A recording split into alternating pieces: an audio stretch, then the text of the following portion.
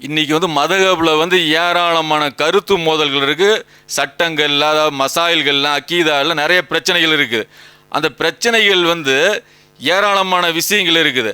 அப்போ இந்த ஏராளமான விஷயம் உதாரணத்துக்கு தொழுகையில் இருக்குது, நோம்பில் இருக்குது, ஜக்காத்தில் இருக்குது. எல்லா விஷயங்கள்லையுமே மதகபில் இந்த மதகபில் ஒரு சட்டம், அந்த மதகபில் ஒரு சட்டம். உதாரணம் தொழுகை எடுத்துக்கிட்டோம்னா தொழுகையில் ஷாஃபி மதல் இப்படி கட்டுவாங்க, ஹம்பலி மதல் இப்படி கட்டுவாங்க, மாலிக்கில் கட்ட மாட்டாங்க, ஹனஃபியில் இப்படி தொப்புளுக்கு கீழே கட்டுறது, இல்லை தொப்புளுக்கு மேலே கட்டு, இப்படி நிறைய விஷயங்கள்ல. உதாரணத்துக்கு இன்னும் சொல்ல போனால் இப்போ ஒழு செஞ்சுட்டு மனைவியை தொட்டால் ஒழு முறிஞ்சிரும் சொல்லி ஒரு மதகபில், இன்னொரு மதகபில் இல்லை தன்னுடைய சகோதரிகளை தொட்டால் ஒழு முறிஞ்சிரும். இப்படி நிறைய ஏராளமான விஷயங்கள கருத்து வேறுபாடு இருக்குது.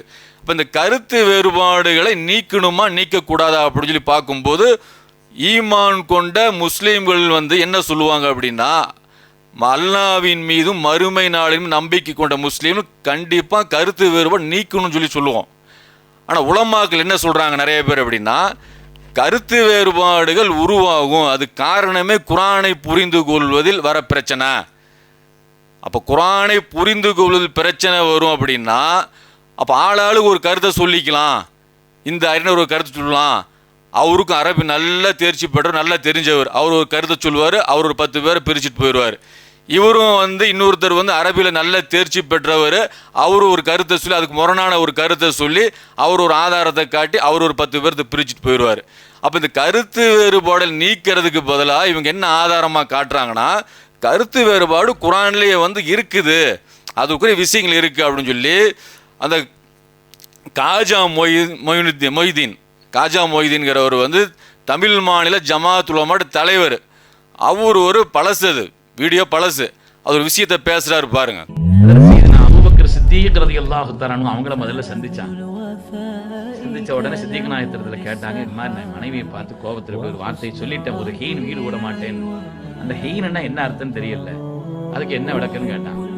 சித்திகுல் அக்பர் பதில் சொன்னார்கள், அல்லாஹ் குர்ஆனிலே சொல்றான், லவ் யஅலமுல் லதீன கஃபரு ஹீன லா யகுஃபூன அன் வுஜூஹிஹிமுன் நார்.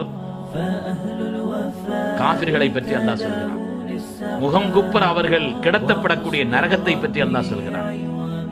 அந்த இடத்தை சொல்லும் பொழுது அல்லாஹ் ஹீன்கிற வார்த்தையை பயன்படுத்துறான். ஹீன் என்பதற்கு கியாமத்தின் அர்த்தம் சொல்றான். மனைவி இடத்துல ஒரு ஹீன் சேர மாட்டேன்னு என்ன அர்த்தம்? கியாமத் வரை கிட்ட போக கூடாதுன்னு அர்த்தம். ஒரு ஹீன் சேர மாட்டேன். சித்தீக் நாயகம் அவர்கள் இந்த ஆயத்தை சொல்லி விளக்கம் சொன்னார்கள். அவ்வளவுதான். முகம் தொங்கிய நிலையிலே வருகிறார். ஹஜ்ரத் உமர் ரலியல்லாஹு அன்ஹு இடையில சந்திக்கிறாங்க. என்ன ஒரு மாதிரியா இருக்கிறீங்க? சொன்னாங்க, என் மனைவியை பார்த்து நான் ஒரு ஹீன் சேர மாட்டேன்னு சொல்லிட்டேன். ஹஜ்ரத் சையதுனா உமர் இப்னு கத்தாப் ரலியல்லாஹு அன்ஹு சொன்னாங்க, அல்லாஹ் குர்ஆனிலே சொல்கிறானே, வ மத்தாஉன் இலா ஹீன், யாசீன்ல வருது இல்லையாங்க, வ மத்தாஉன் இலா ஹீன், வாழ்க்கையின் எல்லா சுகமும் இலா ஹீன், மௌத் வரை என்று அல்லாஹ் சொல்கிறான். அதனால ஹீனுக்கு மௌத்துன்னு அர்த்தம்னு சொன்னாங்க. ஒரு பார்த்தர் கியாமத்திலிருந்து மௌத்து கொஞ்சம் இறங்கி இருக்கு, ஆனா ரெண்டும் ஒண்ணுதான். ரெண்டுலயும் ஒரு பெரிய வித்தியாசம் ஒண்ணும் இல்லை. கியாமத்திலிருந்து மௌத்துக்கு வந்திருக்கு, வித்தியாசம் ஒண்ணுமே. இவர் கொஞ்சம் வேலை செய்ய ஆரம்பிச்சிச்சு. உடனே அதில் செய்து நான் உஸ்மான் இப்னு அஃபான் ரலியல்லாஹு அன்ஹு அவங்கள சந்திச்சாங்க. அவங்கள்ட்ட போய் கேட்டாங்க, மனைவியை பார்த்து இப்படி ஒரு வார்த்தையை நான் சொல்லிட்டேன், என்னன்னு. அவங்க சொன்னாங்க, அல்லாஹ் குர்ஆனிலே சொல்கிறான், துபதி உகுலஹா குல்ல ஹீனின் பிஇذن ரப்பிஹா. அல்லாஹ் சொன்னான், நீங்கள் விவசாயம் செய்யக்கூடிய அந்த விளை நிலங்கள் ஒவ்வொரு 6 மாதத்திற்கு ஒரு தடவை பயன் தருகிறது. அந்த 6 மாதம் என்பதை அல்லாஹ் சொல்லும் பொழுது ஹீன் என்ற வார்த்தையை பயன்படுத்துகிறான். அதனால 6 மாசம் கிட்ட போக கூடாதுன்னு அவங்க விளக்குறாங்க. கியாமத்திலிருந்து மௌத்துக்கு 6 மாசம் ஆயிடுச்சு. இவருக்கு ஒரு பெரிய ஆனந்தமும் வந்துருச்சு. அதில் செய்த அலி இப்னு அபீ தாலிப் ரலியல்லாஹு அன்ஹு அவங்கள சந்திக்கிறாங்க. அவங்கள்ட்ட இந்த விஷயத்தை சொன்ன உடனே அவங்க சொன்னாங்களாம், சுப்ஹானல்லாஹி ஹீன தும்சூன வ ஹீன துஸ்பிஹூன். அல்லாஹ்வின் நல்லடியார்கள் காலையிலும் மாலையிலும் அல்லாஹ்வை தஸ்பீஹ் செய்வார்கள். காலை என்பதற்கும் ஹீன் என்பதை அல்லாஹ் பயன்படுத்துகிறான், மாலை என்பதற்கும் ஹீன் என்று பயன்படுத்துகிறான். மாலையில சொன்னா காலையோட விஷயம் முடிஞ்சிச்சு, காலையில சொன்னா சாயங்காலத்தோட விஷயம் முடிஞ்சிச்சு. எல்லாரும் ஆயத்தை தான் சொன்னாங்க. சொன்னவர்களும் சாதாரண ஆட்கள் அல்ல, பெரும் பெரும் சஹாபிகள் சொல்கிறார்கள், எல்லோரும் ஆயத்தை சொல்கிறார்கள். ஹீன் என்ற வார்த்தை அந்த ஆயத்திலும் இருக்கிறது. இவருக்கு ஒரு சந்தோஷம் இருந்தாலும் கூட ஒரு குழப்பமும் சேர்ந்துக்கிருச்சு. எதை எடுக்கிறது, எதை எடுக்கிறது? எல்லாவற்றையும் எடுத்துக்கொண்டு இலா ஹதரத் ரசூலில்லாஹி ஸல்லல்லாஹு அலைஹி வஸல்லம் போய் நடந்த செய்தி எல்லாம் சொன்ன உடனே அப்பொழுதுதான் அல்லாஹ்வுடைய ரசூல் சொன்னார்கள், அஸ்ஹாபி கன்னுஜூம் ஃபபி ஐஹிம் இக்ததைத்தும். என் சஹாபிகள் வானத்தில் மின்னும் நட்சத்திரங்களை போல யாரை பின்பற்றினாலும் நீங்கள் ஜெயம் பெற்று விட்டீர்கள். நாயகமே, நான் எதை பின்பற்றுறது அதையும் சேர்த்து சொல்லிருங்கன்னாங்க.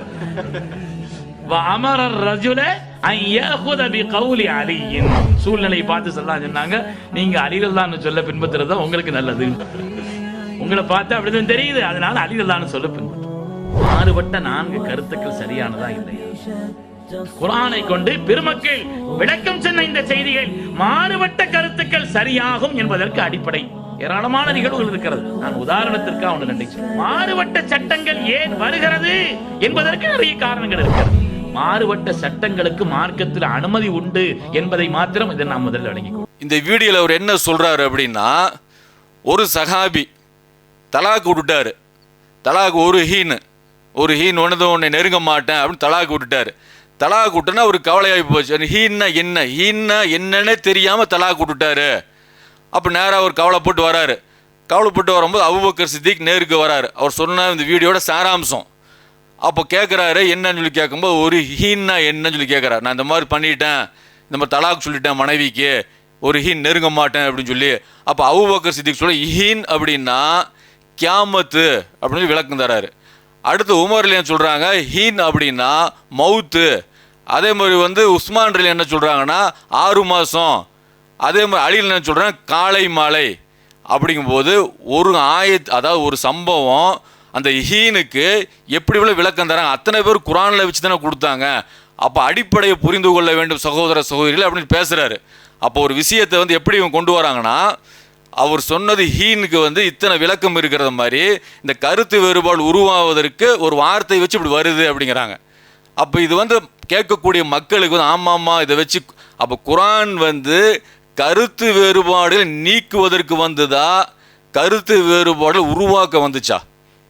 இதுக்கு பதில் சொல்லட்டும். தமிழ் மாநில ஜமாஅத்துல் உலமா தலைவர் பதில் சொல்லட்டும். சௌர் காஜா மொய்தீன் பதில் சொல்லட்டும். குர்ஆன் கருத்து வேறுபாடுகளை உருவாக்க வந்துச்சா, கருத்து வேறுபாடுகளை நீக்குவதற்கு வந்துச்சா? கருத்து வேறுபாடுகள் உருவாக்க வந்துச்சுன்னு சொன்னால் நம்மள்ட்ட ஈமான் இருக்காது. அப்போ இங்கே என்ன பிரச்சனை? இந்த ஹதீஸ் பார்த்தீங்கன்னா புகாரியில் இல்லை, முஸ்லீமில் இல்லை, திருமதியில் இல்லை, நசையில் இல்லை, அபூதாவுதில், இப்னு மாஜா இதில் எதுலேயுமே இருக்காது. ஏன்னா இந்த இமாம்கள் எல்லாம் இந்த ஹதீஸை ஏற்றுக்கொள்ளல. அப்போ இவங்களை ரிஜெக்ட் பண்ண செய்தி தான் அது. இவங்களுக்கு தப்ரானி, தாரகுத்னி, இந்த மாதிரி இப்னு ஹுசைமா, இந்த மாதிரி எங்கேயோ ஒன்று எடுத்து வச்சுக்குவாங்க. அப்போ இதெல்லாம் ஹதீஸ் நூல் இல்லையா அப்படின்னு கேட்பாங்க. அது ஹதீஸ் நூல் தான், அதில் மாற்று கருத்து இல்லை. ஆனால் என்னன்னு கேட்டால் உங்களுக்கு ஆதரவாக ஏதாச்சும் தொடாவறீங்க. அப்போ இந்த செய்தி வருது இல்லை, ஹீன்கிறது குர்ஆனில் எங்கெங்கே இருக்குது? ஹீன்கிறது ஏறக்குறைய குர்ஆனில் பார்த்தீங்கன்னா 33 இடங்கள்ல இருக்குது. அந்த 33 இடங்கள்ல வெவ்வேறு வகையில் அல்லாஹ் பயன்படுத்துகிறான். கியாமத்துக்கும் இருக்குது. ஒரு குறிப்பிட்ட காலம், அது 50 வயசாகவும் இருக்கலாம், ஒரு 60ஆகவும் இருக்கலாம், 90ஆகவும் இருக்கலாம். நீங்கள் உதாரணத்துக்கு பார்த்தீங்கன்னா 2:36 நீங்கள் பார்க்கலாம், ஆரம்பத்துலேருந்து பார்க்கலாம். நீங்கள் பக்ராவை படிச்சுன்னா அல்லாஹ்வுடைய உதவிக்கு எல்லா விஷயங்களுக்கும் தீர்வு இங்கே இருக்குது. அல்லாஹ் சொல்லி காட்டுறான், ஷைத்தான் அவங்கள தவறிழைக்கும்படி செய்து, ஆதம் ஹவ்வாவை தவறிழைக்கும்படி செஞ்சு சொர்க்கத்திலிருந்து வெளியேறும்படி செஞ்சிட்டான். ஆகவே உங்களில் சிலருக்கு எதிரியாவர். நீங்கள் இறங்கி விடுங்கள், உங்களுக்கு பூமியில் தான் வசிக்க இடம் உண்டு, அதில் சிறிது காலம் வரை உங்களுக்கு சுகம் அனுபவிக்கலாம் நாம் கூறினோம். இந்த இடத்துல ஹீன்கிற வார்த்தை இருக்குது. ஒரு காலம் வரைக்கும், சிறிய காலம் வரைக்கும், ஒரு தவணை வரைக்கும் இப்படிங்கிற மாதிரி அர்த்தத்தில் இருக்குது. அப்போ அது 50 வருஷத்துக்கும் குறிப்பிடும், 500 வருஷத்துக்கும் குறிப்பிடும், 1000 வருஷத்துக்கும் குறிப்பிடும், கியாமத்துக்கும் குறிப்பிடும். அப்போ இது பார்த்து இதே மாதிரி இப்போ குறிப்பிட்ட காலம் வரைன்னு சொல்லியே பல இடங்கள்ல இருக்குது. உதாரணத்துக்கு 2:36 பார்க்கலாம், 16:80 நீங்கள் பார்க்கலாம், 12:35 பார்க்கலாம். நிறைய இடங்கள் இருக்குது. ஒரு குறிப்பிட்ட காலம் வரைக்கும் யூசுப் நபியை சிறையில் அடைக்க அவங்க நினைச்சாங்க இப்படிங்கிற மாதிரி வசனம். இந்த மாதிரி நிறைய வசனங்கள் இருக்குது. அதே மாதிரி பார்த்தீங்கன்னா காலை மாலைக்கும் இருக்குது. காலை மாலைக்கும் பார்த்தீங்கன்னா 16வது சூறாவில் பார்த்தீங்கன்னா 6வது வசனத்தில் பார்க்கலாம். பல இடங்கள் இருக்குது, 6வது வசனத்தில் பார்க்கலாம். அதில் பார்த்தீங்கன்னா, நீங்கள் அவற்றை, அதாவது மேய்ச்சிட்டு போகிறோம் இல்லை ஆடு மாடுகளை, ஓட்டி வரும்போது, மாலையில் ஓட்டி வரும்போதும் காலையில் ஓட்டி செல்லும் போதும் அவை உங்களுக்கு அழகாக இருக்கின்றன. இந்த இடத்துலையும் பார்த்தா ஹீன்கிற வார்த்தை தான் வந்து இருக்கும். 2 இடத்துல ஹீன் இருக்குது. அந்த நேரத்தில் வந்து மாலை நேரத்தையும் குறிப்பிடுது, காலை நேரத்தையும் குறிப்பிடுது. இது பார்த்தீங்கன்னா 16வது சூறால 6வது வசனத்தில் இருக்குது. அதே 30வது சூறால 17வது வசனத்தில் இருக்குது. அதே மாதிரி பார்த்தீங்கன்னா மதியான நேரம் இருக்குல்ல, மதியத்துக்கு, அதுக்கும் அல்லாஹ் ஹீன்னு பயன்படுத்துகிறான். இது 24வது சூறால நீ பார்க்கலாம். 24வது சூறால 58வது வசனத்தை நீங்கள் பார்க்கும்போது இந்த அரபி மூலத்தோடு படிக்காதனால ஏமாத்துறாங்க. அரபி படிக்க தெரியாது அப்படின்னு தெரிஞ்ச உடனேயே நிறைய ஏமாத்துறாங்க. அப்போ இந்த இடத்துலையும் பார்த்தீங்கன்னா ஹீன்கிற வார்த்தை எல்லாம் மதியானத்துக்கு பயன்படுத்துகிறான். அப்போ அந்த ஆயத்தை முழுசாக எடுத்து வாசித்து பார்த்தீங்கன்னா தெரியும். அப்போ ஹீன்கிற வார்த்தை வந்து பல்வேறு இடங்கள், அது ஏறக்குறைய 33 இடங்கள்ல இருக்குது. வெவ்வேறு வகையில் எல்லாம் பயன்படுத்துகிறான். பயன்படுத்தும் இதுக்கு வந்து கருத்து வேறுபாடு உருவாக்குறது இந்த ஹீன்கிற வார்த்தையை வச்சு பேசுகிறாங்க. அதே மாதிரி பார்த்தீங்கன்னா செயல்படுற நேரம், அந்த நேரத்தையுமே குறிப்பிடும். ஒரு நேரம் செஞ்சுட்டு இருப்போம்ல, ஒரு வேலையை செஞ்சுட்டு இருப்போம்ல, அந்த வேலை செய்யக்கூடிய நேரத்தையும் எல்லாம் ஹீன்கும். இது 26வது சூறால 218வது வசனம் நீங்கள் பார்க்கலாம். இது ஏன்னு கேட்டிங்கன்னா ஒரு சில இடங்களில் மட்டும் நம்ம காட்டுறோம். நிறைய வசனங்கள் இருக்குது. நீ நின்று வணங்கும் போதும் உண்மை பார்க்கிறான் அல்லாஹ் சொல்கிறான். அதாவது நீ நின்றுட்டு வணங்குற இல்லை, அப்போ வந்து உன்னை பார்க்குறேன். இது வந்து செயல்படக்கூடிய நேரம். இதையும் எல்லாம் ஹீன் தான் சொல்கிறான். அப்போ இந்த மாதிரி வசனங்கள் எல்லா வசனங்கள் இருக்குது. வசனங்களில் பார்க்காமையே இவங்க வந்து இப்போ காஜா மொய்தீன் அவர் இருக்கிறாருன்னு அவர் வந்து முற்கால அறிஞர்கள் நம்பிக்கை கொண்டு கிதாபில் இருக்குது பார்த்து அப்படியே வந்து வாசித்து காமிச்சார், படித்து நல்லா மனப்பாடம் பேசுகிறேன்னு அரபியில் நல்லா டேலண்ட்டாக இருக்கிறாங்க. அதனால் மக்கள் நம்பிடுறாங்க. அது 28வது சூறால இது 15வது வசனத்தில் பார்த்தீங்கன்னா மூசா நபி ஒருத்தர் கொலை பண்ணுறாரு. அந்த விஷயத்தை வரும்போது கூட அல்லாஹ் சொல்லும்போது அவர் நகரத்துக்குள்ளே நுழையிற மூசா ஒரு நாள் என்று மக்கள் அயர்ந்து இருக்கும்போது சமயத்தில் ஊரில் சென்ற போது, அப்போ இந்த இடத்துல எல்லாம் ஹீன்கிற வார்த்தையை பயன்படுத்துகிறான். அப்போ வந்து ஒரு இடத்துல வந்து போகிறான், மக்கள் எல்லாம் கவனம் மற்ற இருக்கக்கூடிய நேரத்தில், அந்த நேரம் வருது இடத்துல ஹீன். அவங்க நடக்கக்கூடிய இடம் இருக்குது பார்த்தீங்களா, சம்பவம் எல்லாம் அயர்ந்து இருக்கக்கூடியது ஒரு சம்பவம். அப்போ அந்த சம்பவம் நடக்கிறதையும் எல்லாம் ஹீன் தான் சொல்கிறான். அப்போ இந்த ஹீனுக்கு இத்தனை அர்த்தம் இருக்கும்போது 4 அர்த்தத்தை கொடுக்கறது. இந்த மாதிரி வந்து கியாமத்து, மவுத்து, 6 மாதம், அதே மாதிரி பார்த்தீங்கன்னா காலை மாலைன்னு சொல்லி, அது 6 மாதம் கூட வந்து நேரடியாக கிடையாது. எப்படி இருக்குன்னு கேட்டிங்கன்னா, அதாவது வந்து விளைச்சல் பண்ணுறாங்க இல்லை, விளைச்சல் வந்து 3 மாதத்துல கூட சில விளைச்சல் வந்து வரும், 6 மாதத்துலேயும் வரும், 1 வருஷம் கூட வரும். அந்த ஆயத்தை எடுத்து 6 மாதம் அப்படிங்கிறாங்க. அப்போ இந்த சம்பவத்தை காட்டி இதெல்லாம் கருத்து வேறுபாடு வருவதற்கான விஷயம்லாம் பாருங்கள் குரானில் இருக்குது. இந்த மாதிரி நிறைய விஷயங்கள் இருக்குது அப்படிங்கிறாங்க. அப்போ இந்த சம்பவம் வரும்போது போய் நபி ஸல்லல்லாஹு அலைஹி வஸல்லம் கேட்கும்போது நபி ஸல்லல்லாஹு அலைஹி வஸல்லம் சொல்கிறாங்க, இந்த மாதிரி வந்து என்னுடைய தோழர்கள் வந்து நட்சத்திரத்தை போன்றவர்கள், அவர்கள் யாரை பின்பற்றினா வெற்றி பெற்று விடுவீர்கள் அப்படின்ற சொன்னாங்க. இதெல்லாம் வந்து சரியான செய்தி கிடையாது. அப்போ நபி ஸல்லல்லாஹு அலைஹி வஸல்லம் அவங்க வந்து யாரை பின்பற்றினால் வெற்றி பெற்றுவீங்க சொல்லும்போது, அபூபக்கர் சித்திக் சொன்ன அவர் கேட்டிருந்தாருன்னா அவர் மனைவி கூட சேர்ந்து வாழணும்னு சொல்லி விருப்பப்படுறாரு. அப்போ அவர் வந்து வருத்தப்பட மாட்டாரா? வருத்தப்படுவார். அப்போ என்னன்னு கேட்டிங்கன்னா, இந்த செய்தியெல்லாம் பார்த்தீங்கன்னா ஒரு ஹீன்னு சொல்லி அவர் சொல்கிறாருன்னா ஹீன்னு தெரியாமே அந்த சகாபி சொல்லிட்டாரா? எதுக்கு ஹீன்கிற வார்த்தை அவர் பயன்படுத்தும்? நபி ஸல்லல்லாஹு கண்டிச்சிருப்பாங்கல்ல. ஹீன்கிற வார்த்தை என்ன அர்த்தம் சொல்லி உங்களுக்கு தெரியல, தெரியாத நிலையில் ஏன் இந்த மாதிரியான தலாக்கெல்லாம் கொடுக்குறீங்க அப்படின்னு கேட்டிருப்பாங்களா இல்லையா? அப்போ இந்த மாதிரி செய்திகளெல்லாம் கேட்டுட்டு இவங்க என்ன பண்ணுறாங்கன்னா, குரான் அப்படின்னு சொல்லி சொன்னால் அதை வச்சு கருத்து வேறுபாடு வரும், ஹதீஸை புரிந்து கொள்ள கருத்து வேறுபாடு, அதனால தான் 4 மதகப்பாக நாங்கள் இருக்கிறோம், அதனால் இதெல்லாம் கண்டுகொள்ள வேண்டிய அவசியம் இல்லை. சமுதாயத்தை ஒன்றிணைப்பதற்கு இவங்ககிட்ட வழி இல்லை. ஏன்ட்ட இவங்களுடைய பாடத்திட்டம் அப்படி இருக்குது, மதரசால் அப்படி இருக்குது, அதனால் அதற்கெல்லாம் வரவே இல்லை. இப்போ நபி ஸல்லல்லாஹு அலைஹி வஸல்லம் காலத்துக்கு அப்புறம் உஸ்மான் ஆட்சி காலத்தில் வந்து குரான் விஷயத்தில் கருத்து வேறுபாடு வருது. ஒரு சில பகுதிகளில் வந்து சில பேர் சொல்கிறாங்க, நாங்கள் ஓதுவது தான் குரான், நீங்கள் ஓதுவது குரான் இல்லைன்னு சொல்லி இன்னொருத்தரை பார்த்து சொல்கிறாங்க. இப்படி சச்சரவு நடக்கும்போது ஹுதைஃபா அல் யமான் வந்து உஸ்மான் ரலியல்லாஹு சொல்கிறாங்க, இந்த மாதிரி வந்து ஹலீஃபாவே இந்த மாதிரி வந்து நடக்குது, அமீருல் முக்மின் அவர்கள் இந்த மாதிரி நடக்குது, இதை வந்து சரி பண்ணணும் அப்படின்னு சொல்லி. அப்போ உஸ்மான் என்ன சொன்னாங்க? இப்போ காஜா மொய்தீன் சொல்கிற மாதிரி இல்லை இதெல்லாம் வரதான் செய்யும், நபி ஸல்லல்லாஹு அலைஹி வஸல்லம் அவங்க 7 முறையில் வந்து ஓதி காமிச்சிருக்கிறாங்க, அது கருத்து வேறுபாடு வரதான் செய்யும், அதை அப்படியே விட்டுருவோன்னு சொல்லி சொன்னாங்களா? இல்லை ஒரு நடையில் கொண்டு வரணும், ஒரு வழக்கில் கொண்டு வரணும், குறைஷிகளோட ஒரு வழக்கில் கொண்டு வரணும்னு சொல்லி நடவடிக்கை எடுத்தாங்களா? இந்த மாதிரி நிறைய ஆதாரங்கள் அல்லாஹ்வுடைய இது கூட நாம் காட்ட முடியும். இவங்க வந்து பெரிய அரபியில் பண்டிதர்களாக இருக்கிறாங்க, அது வேற விஷயம். அது நேரு வழிக்கான சான்று கிடையாது, ஆதாரமும் கிடையாது. நம்ம என்ன நம்புகிறோம் அப்படின்னா, இவங்களுக்கு தெரியாததா? அரபியில் எத்தனை வருஷம் இவங்களுக்கு கிட்டத்தட்ட மதரசாவில் பேராசிரியராகவே வந்து 40 வருஷம் 50 வருஷம் கல்விக்காக வந்து தன்னை அர்ப்பணம் செஞ்சுக்கிட்டாங்க. இவங்களுக்கு தெரியாத விஷயமா இவங்களாம் தெரிய போகுன்னு சொல்லி ஏளனமாக பார்க்கறது. இதுதான் நேர்வழியை விட்டு விலகி போவதற்கு காரணம் இதுதான்.